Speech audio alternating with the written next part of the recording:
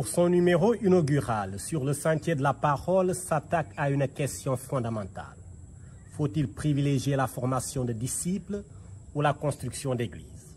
Bien-aimés, la thématique que je vous propose est née d'un constat qui n'a pas manqué de me préoccuper. Nous vivons à une époque où le succès est mesuré par le visible.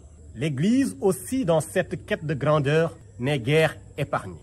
Elle est à son tour rattrapée par ce contexte où la réussite ecclésiale est trop bien souvent mesurée par des indicateurs visibles.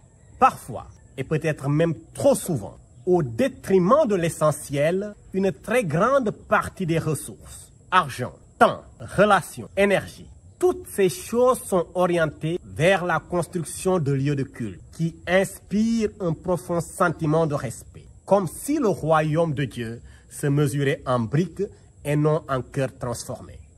Quand Jésus-Christ avait fait honneur à la terre en la visitant, il n'y avait pas construit des temples, mais il avait plutôt investi dans des vies et des âmes.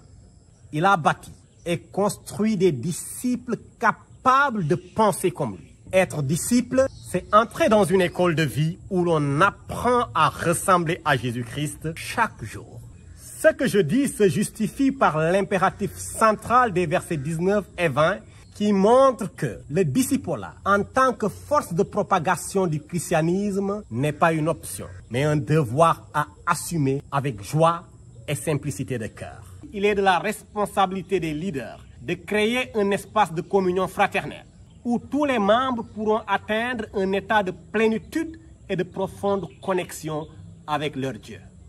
S'il me faut donc pousser la comparaison jusqu'à son terme, voilà ce que je vais dire tout bonnement. Sans le discipulat, le chrétien meurt spirituellement, même s'il fréquente au quotidien la plus belle église du monde. L'intérêt de former des disciples, c'est de leur permettre, entre autres, de porter la douleur de ceux qui souffrent.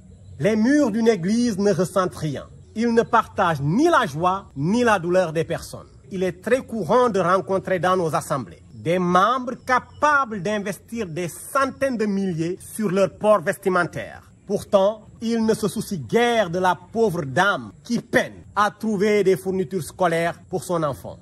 Les responsables des églises doivent être des architectes spirituels, avec une ambition de bâtir des disciples qui résistent à l'épreuve du temps et de la persécution.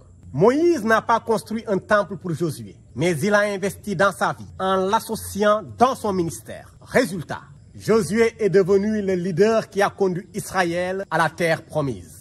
Toi qui dis que tu es un leader spirituel, sur la vie de quel disciple es-tu en train d'investir? Notre mission va au-delà d'élever des murs visibles. Si donc, chers leaders spirituels, vous vous focalisez à faire des disciples, vous aurez toujours des églises. Mais si vous vous focalisez à faire des églises, vous n'êtes pas certain d'avoir des disciples. Que ceux qui ont des oreilles pour entendre, entendent.